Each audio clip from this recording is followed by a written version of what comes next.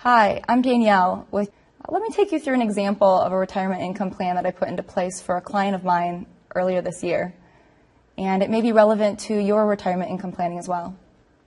So Robert and Judy came to me earlier this year, or Robert goes by Bob, but he's 66, she's 64. They live in South Carolina. And Bob had retired about 9 months ago. He has a 401k at $500,000, another $250,000 in stocks, bonds, and mutual funds. And he also has another $20,000, $30,000 sitting in cash at the bank. And he's really told me that he's procrastinated a little bit longer than he expected to, but is really trying to put something into place that would be the most efficient and suitable plan for himself, Judy, and the rest of his family. So the single most important thing that I like to discuss up front is Bob and Judy's situation, just so that I can have a really good understanding of what are they trying to accomplish in retirement? What is their current income? What are their income needs? And then on the back end, do we need to hedge against inflation? Our purchasing power today isn't going to be the same as it will be in another 5 and 10 years from now. So let's get started, and I'll take you through the case that we did together. Bob and Judy, South Carolina.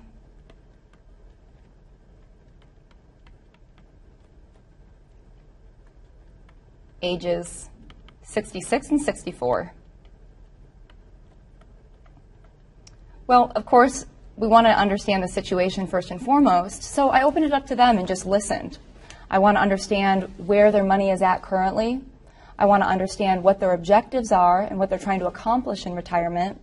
And I really need to know what their timelines are. Of course, they're 66 and 64 now.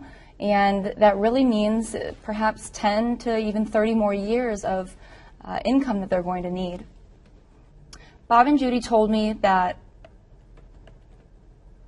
there were $500,000 that Bob had been saving in his 401k since about age 33. He'd drawn down that 401k just a little bit in the last 9 months or so to help supplement the current Social Security income that they had started, as well as the pension income that Bob's been collecting from his former employer. He was an airline pilot.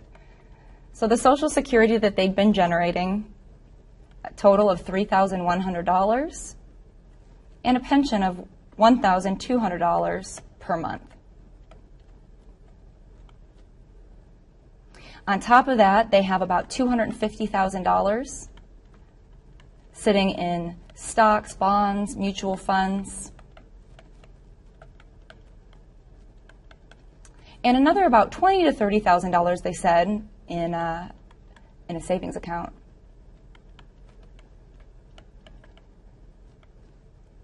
So what I want to understand now is, you saved all this money, you've spent your entire life planning for retirement. How do we make sure now that you've reached that point in your life, how do we get you secure income that you can never outlive for the rest of your life, no matter what happens? Income that's going to pay to you as well as your wife, and any remaining money is absolutely going to go to your family. So now that we know their financial situation, a very simplistic example of looking at an entire retirement, we want to break things down in the order of priorities.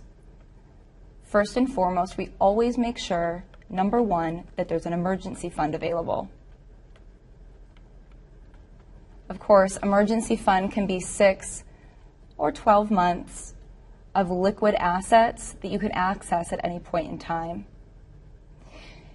The second that we want to solve for, number 2, is income. Income as a contractual guarantee, not as a maybe. So that would include things like Social Security, a pension income, and number 3, in order of priority, is looking now, how can we hedge against inflation? And also, how can we generate growth with money above and beyond what's already being set aside for emergency and set aside for income purposes? So let's start right here with income. Well, we already know Bob and Judy are getting Social Security of $3,100 every month for the rest of their lives. We also know that Bob has a pension valued at $2,100 every month, but only 50% of that is going to continue to Judy. So 50% continuation. And I asked them, Bob and Judy, is that covering everything that accounts for your basic living expenses? The bills, the house, cars. You can even include leisure activities and travel in here. That part's up to you. There's some flexibility here. But what we want to make sure is that we're putting absolute guarantees on the income and we're not confusing paychecks with playchecks. So wherever that income gap is, we look at Social Security, a pension,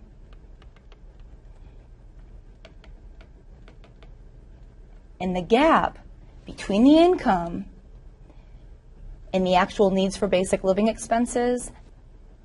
So after talking to Bob and Judy, we figured out that the remaining need is $1,000 each month for the rest of their lives. What I also found out during this discussion is Bob and Judy own a home. They have a 7-year ARM and a great interest rate right now until 2019. But come 2019, they're going to have to decide, does it make more sense to pay off the balance of the home or continue the mortgage? So they're also looking for a place to park some of the cash that they don't necessarily need for income at this point in time, but they need to put it somewhere secure where it can't lose in the market, but also might be able to grow along the way in the next 5 years or so. So section number 3. What you typically hear is people talk about stocks, bonds, mutual funds, real estate, exchange trade funds, commodities. There are other options out there. One example of this is an indexed universal life insurance product, or to abbreviate it, an IUL. An IUL has some significant tax benefits and can be used for people who maybe an annuity doesn't make sense and they don't need income, but they're looking for a more secure place to put their money that's not necessarily the stock market. So let's summarize really quickly. There's 3 different needs that our client has. Number 1 is generating an income of $1,000 to help bridge the gap and subsidize Social Security and the pension income that's paying out to them. Number 2, we need a really secure place to park some cash until 2019. And finally, well, how can we hedge against inflation? Their very first objective was income. So talking about income, there's a process that I want to take. I definitely want to spend some time on the 4 different types of annuities. So the very first one is called an immediate annuity. And some people refer to this as a single premium immediate annuity, or a SPIA. The second one is called a fixed annuity. This one's just earning a fixed rate of return over a fixed period of time. If you've ever purchased a CD from a bank, you would know how that works. And the third one is called a variable. A variable is just mutual funds that have been wrapped in an annuity wrapper. And number 4, fixed indexed annuity with a lifetime income guarantee. I would advise anybody that is looking into annuities, you definitely want to understand these 4 different types of annuities before moving forward. After we determined that a fixed indexed annuity really was the most suitable and the most efficient annuity to use to solve for their income need, we next need to determine, well, what companies and what carriers are we going to look at to find the best account that's going to match this client's needs. So we're solving for $1,000 every month for the rest of their lives. This means we need to find the company that is going to require the least up front.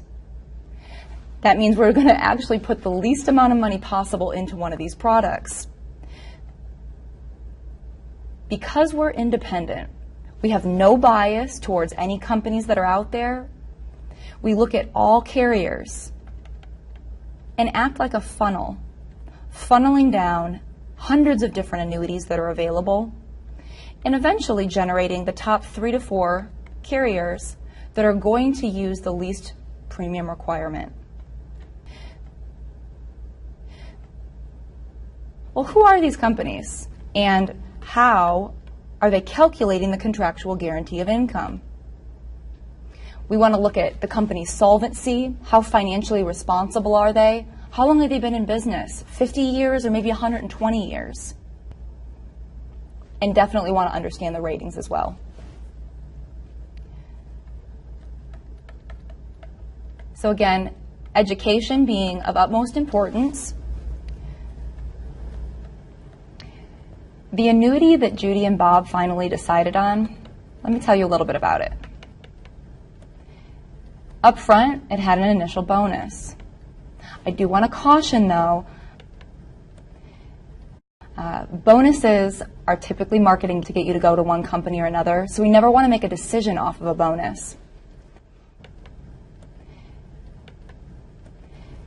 It also had contractually guaranteed income growth,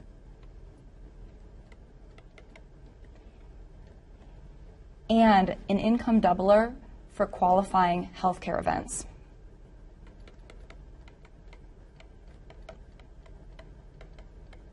Because they didn't have long-term care insurance, the income doubler looked especially attractive to Bob and Judy. Should they die prematurely, money remaining in the account is always going to be continued to their beneficiaries, whether that's family or a charity. It goes to who they choose. One of the questions that Bob and Judy had is, well, how are you different?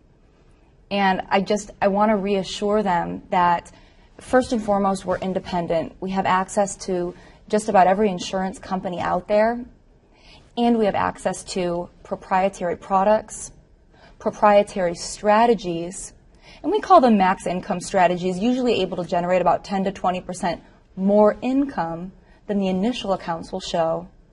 And there's ways to generate tax-free income.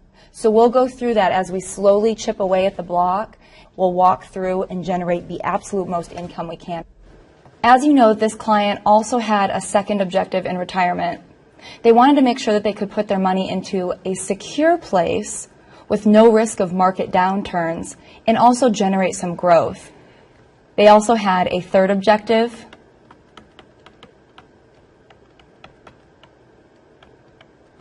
and that was primarily just growth. Well, we don't have enough time today to go through all of the case design that we did, but we had two teams come together and were able to achieve the objectives that Bob and Judy had set forth. Of course, the first thing that we always need to be aware of is the income need, with absolute contractual guarantees placed on that income to make sure they can never outlive it. On behalf of all of us, I hope this helps you understand how we're able to help our clients accomplish their retirement financial goals.